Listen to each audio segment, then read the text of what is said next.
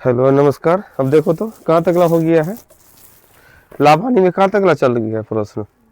118 हो गया। 19 नंबर देखो, एक शोरूम पर किसी वस्तु का सूची मूल्य कितना है 2000। कोई शोरूम है, कोई सामान का शोरूम में कोई सामान का दाम 2000 है तथा 20% और 10% दो क्रमागत बट्टे पर बेची जाती है, कितना में बेच देगा। ध्यान दो, शोरूम पर कोई सामान का दाम कितना लिखा है, सूची मूल्य लिखा हुआ कितना, सूची मूल्य बराबर लिखा हुआ है 2000 रुपया। कितना, अब दो गो बट्टा दिया है, कौन कौन बट्टा दिया है तुम्हारा, 20% और 10%। देखो बट्टा कितना है, 20% और 10%, दो गो बट्टा। तो दो विधि से बनाते हैं, या तो दो गो बट्टा से एगो बट्टा निकाल दो, या एक के बार, जैसे कि 2000 है तो 20% तो 80/100 और 90/100 हो गया। तो ये हो गया क्या तुम्हारा, 2 शून्य से 2 शून्य और फिर एक का एक, 2 शून्य से 2 शून्य, है ना, हो गया। अब 9 72 दूना कितना होता है 144 पर एगो शून्य, तो 2000 के समान कितना हो गया 1440 में मिल गया। और दूसरा विधि से अगर बनाता कि भाई सूची मूल्य तो हमारा कितना है 2000, सूची मूल्य कितना है 2000 और दो गो बट्टा मिल रहा है कितना 20% और 10%, इस क्रमागत बट्टा। तो दो गो बट्टा से एगो बट्टा निकालने आता है, क्या करते हैं -20 और -10 बट्टा, छूट ना, बट्टा मतलब छूटे ना, कितना होगा तो माइनस माइनस प्लस, तो प्लस हो गया, तो 20 गुना 10/100, तो इतने तो हो गया -30, इतने क्या हो गया 2। तो एक तरह से दो गो बट्टा बराबर एक तरह से बोल सकता है 28% का छूट। अब हम अब दो से एगो आ गया 2000 लिखे, 28% घटाएंगे तो 72/100 ना, यहाँ दो बेर 20 80 10 90, लेकिन यहाँ 28 एक गो दो से एगो बना दिया और तब फिर लिखा 2 सुना, तो फिर 72 दूना 100, मतलब फिर तो वही आ गया, है कि ना। उतारो इसको, दो क्रमागत बट्टा दिया है, उससे हम लोग क्या दोनों विधि से आता है हम लोग को बनाने। जैसे कि कोई सामान का दाम 2000 है और दो गो बट्टा दिया 20% और 10%, तो हम नॉर्मल विधि से बना दिए 2000 का 20% तो 80/100, फिर 10% तो 90/100 करके कितना 1440 आ गया। या दो गो बट्टा से एगो बट्टा निकाले, देखो 20% और 10% से अगर एगो बट्टा निकला वो क्या आया 28%, ये बट्टा माइनस लगता है तो इसलिए बट्टा ही हो गया, इन माइनस नंबर की माइनस में कैसे आ गया। अब 2000 का एक के बेर खाली 28 घटा दिए 72/100 कर दिए, हमारा आंसर सेम आ गया। चलो उतारो जल्दी।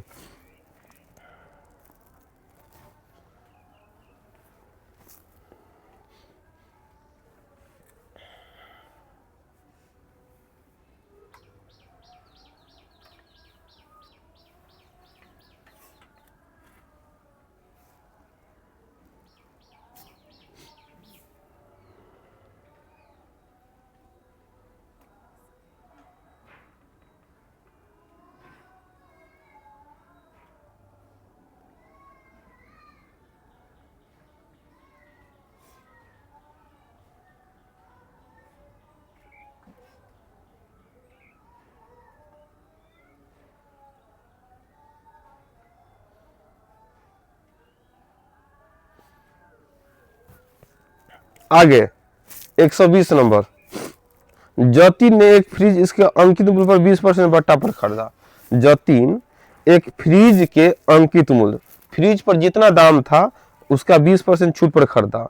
यदि इसे 25% बट्टा पर खरीदा होता, देखो, तो उसे 500 रुपया कम देना पड़ता। देखो ध्यान से, दो बात है, फ्रिज पर जो रेट था, जो भी रेट था, वो क्या किया, बोला कि हम भाई बट्टा लेंगे, मतलब छूट पर खरीदेंगे, क्या परसेंट 20% छूट पर खरीदेंगे। तो वो खरीद कर ले आया, अब फिर घरे आया, बोला कि 20% छूट दिए, कुछ ज्यादा पैसा तो ना दे दिए 20% छूट पे, और छूट दे सकता था।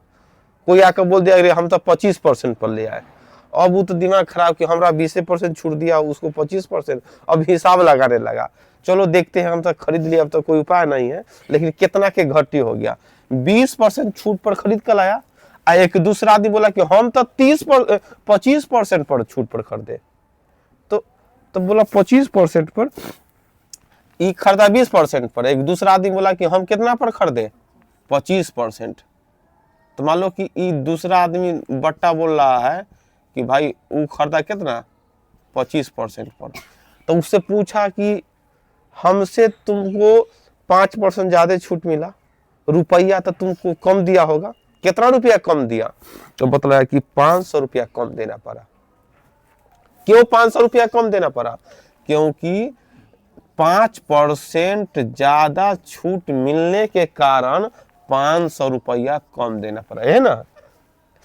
जो 20% छूट पर खरीदा और जो 25% वाला बोला कि भाई हमको 5% एक्स्ट्रा छूट मिला है, तो बोला कि एक्स्ट्रा तो क्या रुपया हमसे कम तुमको देना बोला था? 500 रुपया। तो चलो, तो 1% बराबर 100, क्योंकि 500 में, तो इसलिए बोलता है। तो उसने फ्रिज कितने रुपए में खरीदा? तो ध्यान दो, तो फ्रिज, तो इस 100% जो आया वो कितना हो जाएगा? 10,000। ये 10,000 आया, वो 10,000 क्या हो गया? क्रय मूल्य की विक्रय मूल्य की अंकित मूल्य क्या आ गया? ये हो गया तुम्हारा अंकित मूल्य। क्या हो गया? ये अंकित मूल्य हो गया। अंकित मूल्य है 10,000 रहा होगा, तो 10,000 के सामान को 20% छूट, तो 10,000 का 20% मतलब 2,000 छूट, तो मतलब 8,000 में खरीदा। और जो 10,000 में 25% छूट मतलब 2500, मतलब कितना? 7,500। जो 20% छूट पर खरीदा होगा वो कितना पर? 8,000 में। और जो 25,000 वो कितना? 7,500 में। तब ना 500 रुपया क्या हो गया है, को ज्यादा मतलब कम देना पड़ा, इतना हो गया। लेकिन प्रश्न अंकित मूल्य नहीं पूछ रहा, प्रश्न अब पूछ रहा है उसने फ्रिज कितने रुपए में खरीदा। उसने मतलब जो पहला आदमी जो 20% पर खरीदा, वो आखिर कितना रुपया देकर खरीदा होगा? 8,000। तो वो कितना? तब 20% छूट, तो 10,000 का 20% छूट मतलब कितना? 80/100। तो जो आदमी पहला आदमी खरीद कर लाया था क्या रुपया में? 8,000 रुपया में फ्रिज खरीदा। बात समझ गया कि ना। ये तो तुम्हारा अंकित मूल्य हो गया कितना? अंकित मूल्य कितना हो गया? अंकित मूल्य हो गया तुम्हारा 10,000। कितना हो गया? अंकित मूल्य हो गया 10,000।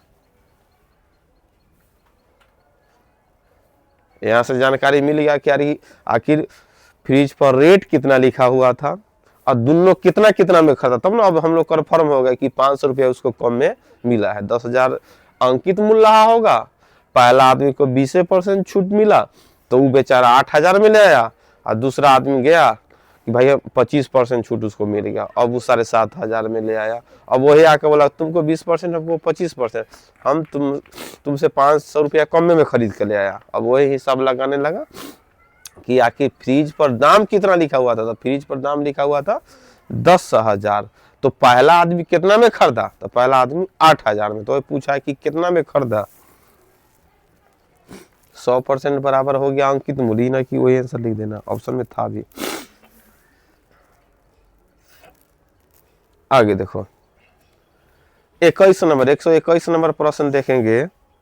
दो दुकानदार के पास एक जैसी सिलाई मशीन है, प्रत्येक का मूल्य 700 रुपये। सिलाई मशीन का दो दुकानदार के पास एक ही जैसा सिलाई मशीन है और उसका रेट 700 रुपया है। एक दुकानदार इस पर 30% और 6% की दो क्रमिक छूट देता है, जबकि दूसरा दुकानदार 20% और 16% की दो क्रमिक छूट देता है। मतलब दोनों के मूल्य में कितना अंतर? दो दुकान में हम सिलाई मशीन का रेट पूछने गए, तो बोला 700। पहला दुकानदार बोला कि हम छूट देते हैं 30% और 6% क्रमिक छूट, और दूसरा दुकानदार बोला कि हम छूट देते हैं 20% और 16%। अब देखो दो क्रमिक छूट, अब बतलाओ, तो बताओ दोनों के मूल्य में कितना का अंतर? बतलाओ दोनों के मूल्य में कितना का अंतर, किसमें ज्यादा किसमें कम? खाली अंतर पूछ रहा है। तो भाई दो दुकान में तू गया, दुकान एक और दो ना, पहला दुकान में गया और दूसरा दुकान में, तो पहला दुकान दूसरा दुकान में कुछ गया, दोनों जगह मूल्य क्या अंकित था? 700 रुपया रेट। कितना रेट था?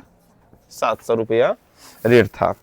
और पहला दुकान में है ना था, मूल्य लिख देते, मूल्य था यहाँ, मूल्य 700 रुपया मूल्य रख लेता। पहला दुकानदार बोला कि हम 30% और 6% दो छूट देते हैं। दूसरा दुकानदार बोला हम 20% और 16% दूगो छूट। अब हम लोग को क्रमिक छूट चाहेंगे तो दूगो छूट के बराबर एगो छूट भी निकाल सकते हैं, यहाँ भी चाहेंगे तो दूगो छूट के बराबर एगो छूट निकाल सकते हैं। और तब 700 रुपया में एगो छूट के बाद कितना में खरीदा, और 700 रुपया में एगो, और नहीं तो एगो विधि तो मान लो 700 रुपया है, 30% छूट तो 70/100, 6% तो 94/100, कितना रेट आ गया यहाँ से निकाल देंगे। तो चलो 2 शून्य से 2 शून्य, 1 शून्य से 1 शून्य, 10 से काटेंगे नहीं क्योंकि 2 बार से कटता, लेकिन एक अंक के बाद दशमलव बैठाना आसान हो जाएगा। तो 7 से 49, 49 में 94 से गुना करो, लो 49 में 94 से गुना करवा दिए। 4 नामा 36 के 6 हासिल 3, और 4 चौका 16, 16 3 19, फिर गुना 9 में 9 से 81 के 1 हासिल 8, और 9 चौका 36, 8 कितना होगा 36 8 44, तो 6 9 1 10, 4 1 5 1 6, और 4 कितना हो गया, एक अंक के बाद दशमलव। चलो इतना हो गया, इतना रुपया रेट हो गया। दूसरा दुकान में अगर हम खरीदते हैं तो क्या होता है 20%, 80/100, ये कितना हो जाएगा 16% छूट हो गया तो 84/100। अब 2 शून्य से 2 शून्य, 1 शून्य से 1 शून्य, बस यही तो वही काम करना है कि हमको गुना करवा लेना है, और एक अंक बाद तो क्या 8 7 56 में 84 से गुना करवाओ।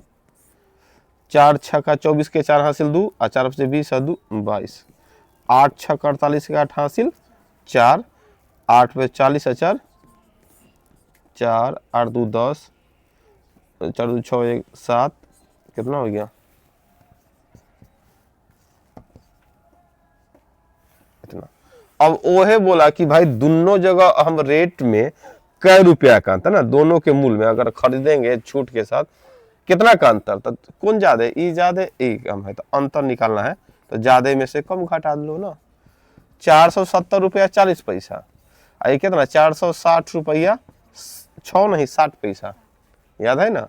तो क्या करेंगे 14 में से 6 गया 8, ई क्या बच गया 9, 9 में से 0 घटे 9, ई क्या बच गया 6, 6 में से 6 गया खत्म, मतलब 9 रुपया 80 पैसा मूल अंतर हो गया।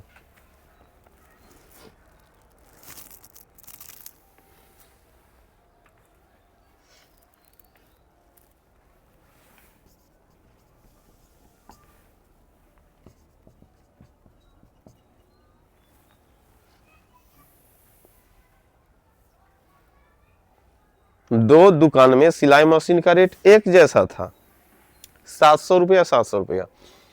पहला दुकानदार बोला कि हम छूट देते हैं 30% और 6%, और दूसरा दुकानदार बोला कि हम छूट देते 20% और 16%। तो बोलता है कि भाई दोनों के मूल में अंतर कितना होगा। अगर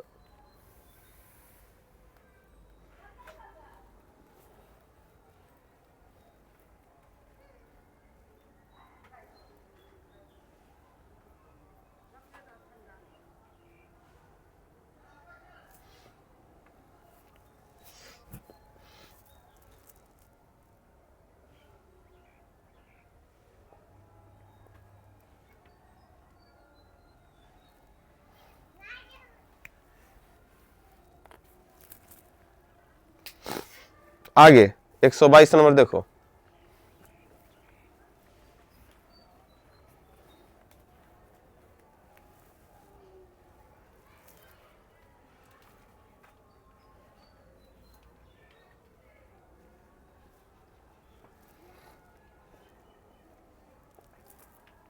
प्रश्न है एक दुकानदार रेडियो के सूची मूल्य, रेडियो का जो दाम लिखा रहा होगा उस पर 20% बट्टा देता है।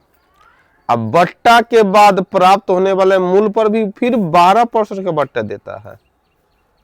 यदि इस रेडियो का विक्रय मूल्य 704 रुपया है तो इसका सूची मूल्य कितना। देखो दो बेर बट्टा, यही दो बेर बट्टा देना, बट्टा के बाद बट्टा देना वही होता है कर्मागत बट्टा, मतलब दो बेर बट्टा दिया कर्मागत बट्टा है। और उसका रेट कितना हो गया, दो बेर बट्टा देने के बाद कितना रेट पहुंच जाता है 704 रुपया। तो इसका सूची मूल्य तो ज्यादा रहा होगा, तो हम एक तरह से वही उल्टा गुना करते हुए कर देंगे, वही हमारा आंसर आ जाएगा। बात समझा कि ना, 704 लिखेंगे क्योंकि तो बेच दिया है 704 में, तो हमको सूची मूल्य निकालने की बात बोला और क्या उल्टा गुना करते चलेंगे। हम तो पहले लिख देंगे भाई विक्रय मूल्य कितना है, विक्रय मूल्य है 704 रुपया, विक्रय मूल्य है 704 रुपया। और 2 बार छूट दिया, देखो एक बार बट्टा देने के बाद बट्टा दिया, बट्टा वही क्रमागत बट्टा होता है, वो 20% है, वो क्या परसेंट 12%। अब हल करते हैं, हमको सूची मूल्य पीछे की तरफ बढ़ना है, तो चलो हम लिख देते हैं सूची मूल्य, सूची मूल्य है ना। अब क्या करेंगे 704, अब उल्टा गुना करते हुए लिखना, क्योंकि ना 20% छूट मतलब 80/100, लेकिन यहाँ लिखेंगे 100/80। अब वो क्या हो जाएगा 88/100, लेकिन यहाँ लिखाएगा 100/88। अब देखो काटना स्टार्ट करो, लगता है कट जाएगा। 8 8 8 मरतबे, 8 64 के 4 हाथ से 6, 8 64 6 70, ये 8 मरतबे कट गया। एगो 0 से एगो 0, 8 से 8, तो कितना हो गया 100 पर एगो 0, 1000। मतलब सूची मूल्य कितना रहा होगा 1000।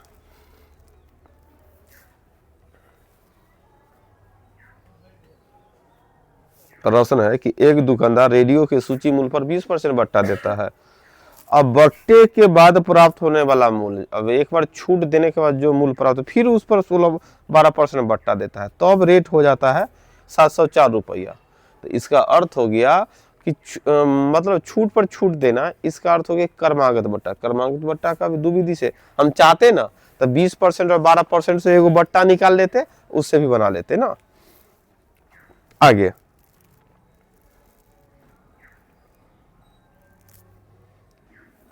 123 नंबर प्रश्न है। 123 में देखेगा किसी वस्तु का क्रय मूल्य से कितने प्रतिशत अधिक अंकित करना चाहिए। अब देखो कोई दुकानदार सोच रहा है जितना रुपया में खरीद कर लाया है उस मूल्य को हटा के अपना मन से कितना बढ़ा का मूल्य लिख दे कि अगर 5% बट्टा दे ना फिर भी 33% लाभ हो जाए। समझ गया कि ना। जय रुपया का मान लो 100 रुपया का सामान है, उसको कितना रुपया तू अगर लिख देगा, सबसे आसान तो 100 रुपया होता है, क्रय मूल्य मान लो 100 रुपया का है, लेकिन 100 रुपया को हटा दो, उस पर कितना अपना मन से लिख देगा कि 5% छूट भी देगा फिर भी हमको कितना परसेंट लाभ हो जाए 33%। मतलब 5% छूट देने के बाद भी हमको 133 में बिकना चाहिए, 100 के तुलना करते हैं तो इस तरह के हिसाब ना, एक तरफ छूट हो रहा है एक तरफ क्या हो रहा है लाभ हो रहा है। तो छूट कितना परसेंट 5% या बट्टा हो ना हो गया, और लाभ कितना 33। तो इस तरह के हिसाब बतलाए थे, एक तरफ छूट हो एक तरफ लाभ, तो क्या इसको लिख देते 95 बटा में 100, इसको बराबर सिर्फ 133, इसको बटा में नहीं लिखते हैं। तो देखो 19 5 95 19 7 133 होता है। अब क्या मरतबे 20 मरतबे, इन्हें कुछ न बचा तो 1, तो 20 7 140, मतलब 140 आ गया, 100 से कितना ज्यादा आ गया 40%। तो वही बोलता है तो वस्तु का क्रय मूल्य कितने परसेंट अंकित, क्रय मूल्य से कितने प्रतिशत अधिक होना चाहिए अंकित मूल्य, कितना अधिक हो गया 40% ना। अंकित मूल्य ना वस्तु का अंकित मूल्य क्रय मूल्य से कितना अधिक 40%, तो वही अंकित मूल्य, अंकित मूल्य अधिक होगा, कितना होगा 40% अधिक होगा। तब जाकर मतलब 100 रुपया का सामान है उसको लिख दिया 140, या तब 5% छूट भी दे दिया, तो ये खुश है कि भाई हमारा 33% हमको लाभ होगा, मतलब 133 में बिकेगा तब ना।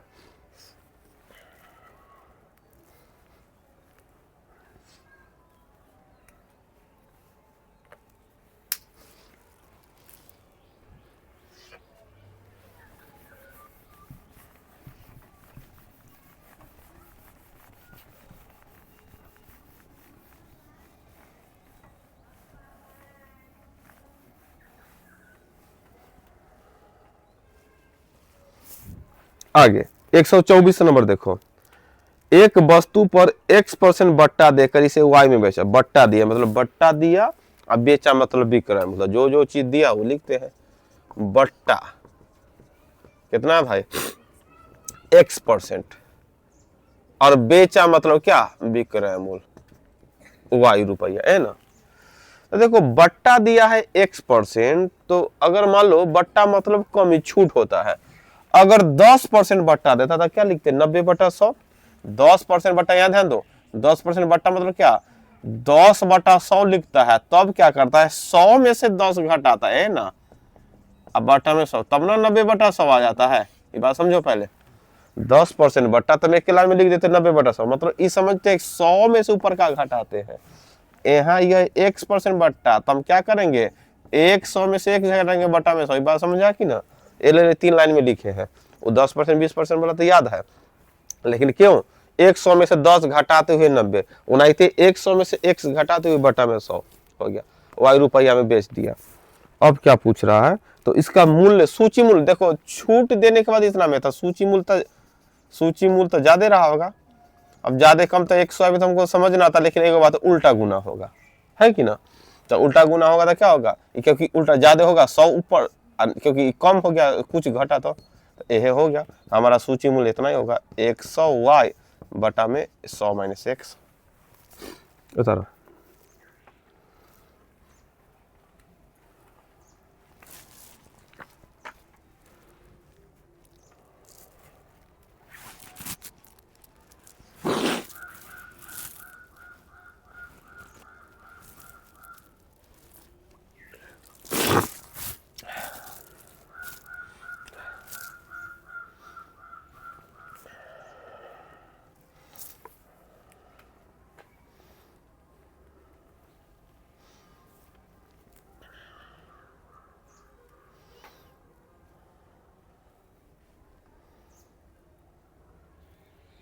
ठंड पड़ रहा है कि ठंडा छुट्टी देंगे थोड़ा सा के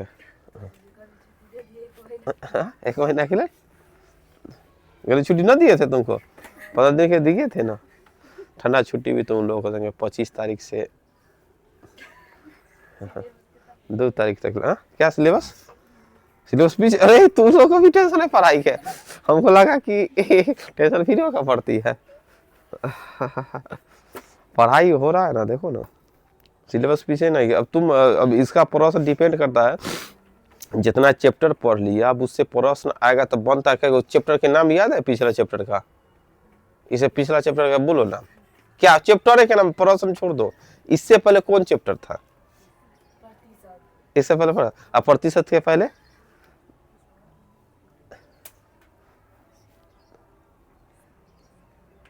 देखो चैप्टर तक के नाम ना याद है तो हमारा हाँ देखो रे लघु गणन खाए कि ना, हाँ है देख लो ना तो है, सही बात बोलती है इतना। अब करना है कि चैप्टर का नाम याद है, अब इसको फेयर करती है, फेयर करो। मेन है कि देखो अब चैप्टर बहुत बचा है सर, पूरा सिलेबस समाप्त, सिलेबस तो आज ना कल समाप्त होगा ही समय के अनुसार, लेकिन मेन परेशानी है कि जो पढ़ लिया उसको जो बतलाए थे एगो फेयर कर लो। और लिखना डेली ना होता है, अगर तुम्हारे पास व्हाइट बोर्ड है तो मिठाते प्रश्न बनाओ, समझ गया कि ना। अब कहानी तुम्हारे ऊपर है, हम तो बतलाते चले गए, अब इससे प्रश्न छूटना चाहिए। आगे से छूटा है सर जी ना बतलाते, ये सब बिक देगा हम पर अगला चैप्टर से, लेकिन इससे छूटा अब एक जिम्मेदार कौन होगा। हाँ तो इसलिए जिम्मेदारी है लेते हुए इसको पहले फेयर कॉपी दिखाए, एगो फेयर वाला कॉपी दिखाओ कहाँ लिखी है। हाँ ठीक है, कल आज तक चैप्टर समाप्त हो ही रहा है, लाभानी कल हम पहले कॉपी चेक कर लेंगे कि कितना पूरा पहला चैप्टर से अभी तक ला हुआ है कि ना। तो वो मतलब फेयर वाला कर लेना, और साथ में डेली क्या करना है, मैथ रीजनिंग भी हो गया पढ़ाई, डेली उसको देख के उतारो शुरू चैप्टर से डेली घर पर। क्या अभी तो एगो फेयर के लिए 10 मिनट लगता है, अब एक बार तो फेयर करता नहीं होगा, जो पुरानका चैप्टर से उतारो। अगर तुम्हारे पास व्हाइट बोर्ड है ना तो फटल और कॉपी होगा उसमें उतारे ना, ऊपर का भी सदुपयोग होगा, उतारेगा वही काम करेगा। मैथ और रीजनिंग का यही काम है। उसके अलावा अगर जीके देखता है तो जीके भी ढंग से पढ़ो, समझ गया कि ना, जीके भी ढंग से पढ़ना है, क्योंकि हर परीक्षा में 3 चीज का महत्व होगा, मैथ रीजनिंग और जीके। तो मैथ रीजनिंग में पढ़ा देते, लेकिन जीके तुमको खुद पढ़ना होगा, और कैसे पढ़ना होगा अपना देख लेना, है कि ना। तो तीनों विषय का रहेगा कंबाइन, और जो परीक्षा होता है या फॉर्म आता है, फॉर्म देख के भर लेना है कि जैसे कि हम इंटर स्तर है या बी स्तर है, हमको कौन कौन विषय आता है। आमतौर पर तो मैथ रीजनिंग और जीके रहता है, तो उस लेवल का जो है उसके अनुसार भरना है। अगर इंग्लिश को भी तुमको आता है, अगर पढ़ा होगा या पढ़ता होगा बाई चांस, तो तुम एसएससी भी देख सकता है, बैंकिंग भी देख सकता है, जो भी है वो भी देख सकता है ना। तो इसमें अभी हाल में भी वैकेंसी बहुत सारा आने वाला है। नीतीश कुमार घोषणा किया है कि जो भी हर विभाग से, तो जो विभाग ना सिर्फ बिहार पुलिस टारगेट नहीं करना है, और भी टारगेट करना है कि जो भी सीट, अब जो 500 सीट रहेगा तो ये फॉर्म भरना स्टार्ट करो। फॉर्म भरा है कि ना कुछ हो, तो फॉर्म भरा, उसमें कौन कौन विषय है देखी है? हाँ, कौन कौन विषय है? सब विषय मतलब कौन? हाँ, डीएलएड वाला भरे, चलो तो ठीक है, डीएलएड वाला भर गया, उससे तो होगा। फिर तुम्हारा पढ़ाई वाला बात कर दिया, नौकरी वाला पढ़ाई फॉर्म भरा है कुछ भी? अब फॉर्म देखो, तू लोग भरवाओ, देखना गूगल पर, या जहाँ फॉर्म भरा था वहाँ चिपकाए रहता है, वहाँ जाओ तू देखो कौन कौन फॉर्म है, थोड़ा एक्टिव लगो, जहाँ फॉर्म उर्म भराता है वहाँ पर चिपकले रहेगा। क्या? हाँ, तो वो वाला अति, हाँ, तो वो भरेगा कौन? अपना देखो कि हम भाई, हम उसके लिए एलिजिबल है कि ना, इंटर पर है कि ग्रेजुएशन पर है कि कौन कौन भी है, आप फॉर्म भरो। और उसके बाद उसका मतलब क्या, प्रीवियस ईयर वाला क्वेश्चन देखो, प्रीवियस ईयर में कौन कौन, तब हुआ बनाएगा। मैथ है भाई, मैथ पढ़ाए है, बनता है कि नहीं, चैप्टर से आता है कि, तब ना तुमको मालूम चलेगा। अब तुम्हारे हाथ में ही, अब हम हमारे हाथ में नहीं है, चैप्टर इतना चल गया है, तो हमारे अभी तक ना माथा फटक रहा है कि रफ्तार कम की, ई रफ्तार इतना से बनना चाहिए, है कि ना। इसलिए जो भी फॉर्म भरो, आ जाओ, अब फॉर्म देखो, अब तू लोग फॉर्म भरो, नहीं तो तू लोग नहीं रहेगा, आराम से खाएगा पिएगा, बोलेगा कि सर जी से सिलेबस समाप्त नहीं होता है, नहीं जॉब होता है ना, तो 5 बेर सिलेबस के बाद भी जॉब नहीं होगा। जो बतला दिए, मैथ रीजनिंग घर पर रिवीजन करो, जीके भी पढ़ो, और साथ में फॉर्म भरो, और देखो कौन फॉर्म है। प्रीवियस मोबाइल पर भी लिख सकता है, जो भी पेपर, मतलब कि प्रीवियस ईयर नाम लिखकर, जो भी परीक्षा का नाम, मान लो बिहार पुलिस है, बिहार एसएससी है, या सचिवालय है, या जो भी है, जो परीक्षा का नाम लेकर जैसे ही अति करेगा तो प्रीवियस ईयर वाला आ जाता है, मैथ में कौन कौन आ रहा है। उससे तुम देखो कि हाँ, मैथ में हम मतलब जो चैप्टर लाभ हानि से छूट तो ना रहा है, लाभ हानि में कैसन प्रतिशत में कैसन है, बात समझ है कि ना। तो अब अपना काम करना, थोड़ा एक्टिव होना है, फॉर्म सबके भरवाओ। अब इतना नहीं होगा, नहीं तो तू लोग, अब इतना हमको लगा कि तू लोग एक्टिव है, लेकिन तू आराम आराम से पढ़ाई कर रहा है। चलो देखो 124, देखो 24 के बाद 25 हो गया, गलती लिखवा ना दिया ऐसे के कारण। चलो, सूची मूल्य पर 20% बट्टा देने पर, देखो सूची मूल्य पर 20% बट्टा देने पर विक्रय मूल्य 24 रुपया हो जाता है। मतलब देखो, बट्टा मिला है कितना, बट्टा मिला है 20%, और विक्रय मूल्य बेच देता है कितना, 24 रुपया। देखो, सूची मूल्य पर 20% बट्टा देने के बाद बेच देता है कितना रुपया में, 24 रुपया। अगर बोलता है सूची मूल्य पर 30% बट्टा दे, तब कितना में बेचेगा, था और कम में बेचेगा। तो पहले तो तुमको निकालना क्या होगा, सूची मूल्य। भाई सूची मूल्य कितना है, तो सूची मूल्य कितना है 24, उल्टा गुना, यहाँ है बट्टा मतलब 80/100, तो हम अगर सूची मूल्य पीछे ना बढ़ा तो क्या होगा 100/80, 10 से 10, 8 3 24, तो क्या होगा 30 रुपया रहा होगा मूल्य। अब 20% बट्टा देने के बाद बेच दिया था 24। अब बोल रहा है कि अब बट्टा 30% कर दो। अब बट्टा कितना कर दो, बट्टा कर दो 30%। अब कितना में बेचेगा, तो अब विक्रय मूल्य निकालेगा, तो भाई 30 रुपया तक क्रय मूल्य है। अब बट्टा दिया है 30%, तो अब तो आगे 30% बट्टा मतलब 70/100, आगे बढ़ना था सीधा गुना, 70/100, 2 शून्य से 2 शून्य 7 21, अब हो गया रेट कितना 21 रुपया। बात समझ गया।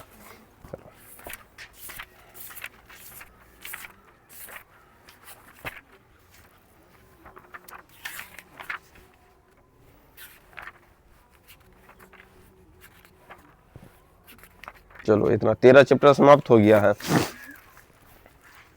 अब हम लोग को बतला दिया कि कितना चैप्टर है, सही चैप्टर में है। बहुत चैप्टर है, पीछे वाला चैप्टर पढ़ना भी नहीं है तुमको, अगर मेन रूप से पढ़ना है, हमको लगता है 30 गो चैप्टर पढ़ना होगा, ज्यादा ज्यादा। समझ गया कि ना। तो अनुपात समानुपात है, हो गया।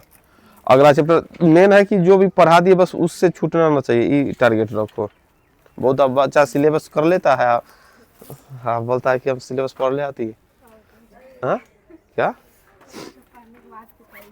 हाँ तो अब तब सेट प्रैक्टिस कराएंगे तब मालूम चलेगा कि हाँ है कि ना। जब इसके बाद सेट प्रैक्टिस ना होगा जब समाप्त होने के बाद।